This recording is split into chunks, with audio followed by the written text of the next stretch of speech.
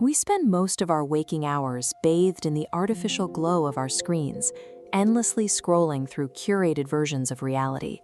We track our likes, measure our worth by follower counts, and chase digital status symbols. We treat these passing reflections as if they make up the real world. This exact scenario was laid out 2,400 years ago by the ancient Greek philosopher Plato in a story known as the Allegory of the Cave. Imagine a group of people who have been imprisoned in a damp, dark cavern since birth. They are chained by their necks and legs, forcing them to stare straight ahead at a blank stone wall. Because these prisoners have never known anything else, they assume the dancing shadows on the stone are the total extent of reality. We make the exact same mistake when we accept our hyper-filtered digital feeds as a genuine human experience. Behind these chained prisoners burns a bright fire. Between the flame and the prisoners, unseen people walk along a raised walkway, holding up statues of animals, plants, and objects that cast those exact shadows onto the wall. Curious, so who is operating the fire today?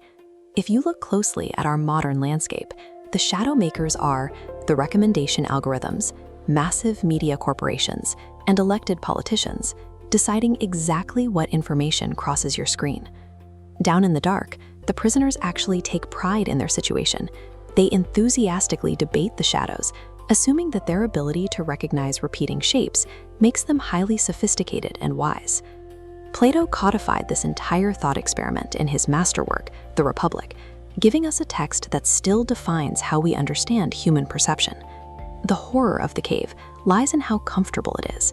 It operates as a psychological illusion that we are conditioned to actively defend against outside scrutiny. Eventually, one prisoner is set free and forced to turn around to look directly at the fire casting the shadows.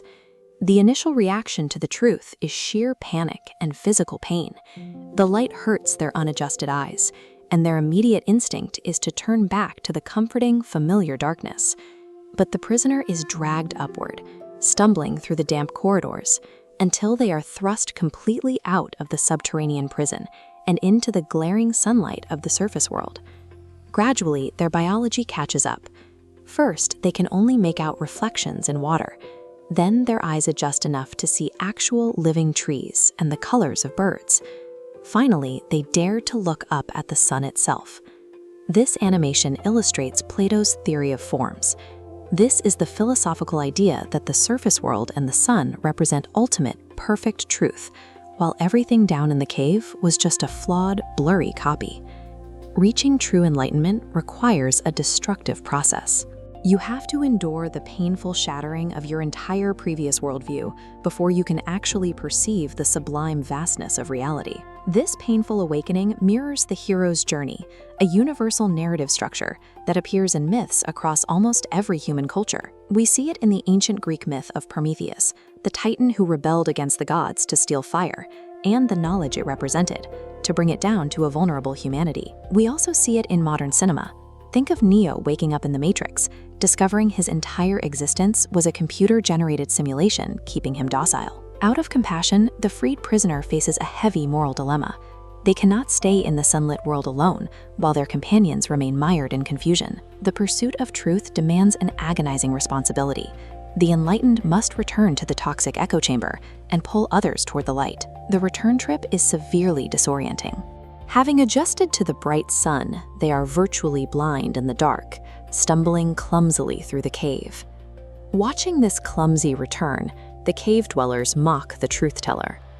They look at the stumbling figure and conclude that the journey to the surface has blinded and ruined them. If the freed prisoner insists on explaining what a real tree looks like, or what the sun actually is, the cave dwellers get sarcastic, then angry, and eventually plot to kill the messenger to protect their shadows. This danger is rooted in historical fact. The Athenian government sentenced Plato's mentor Socrates to death for questioning their illusions and disrupting the social order. This happened in ancient Athens, proving that even advanced democratic societies are fully capable of destroying their greatest thinkers to maintain the status quo. Our modern hostility toward opposing viewpoints online comes from that exact same primal instinct. We would rather mock, cancel, or destroy a truth teller than admit our curated reality is just a shadow.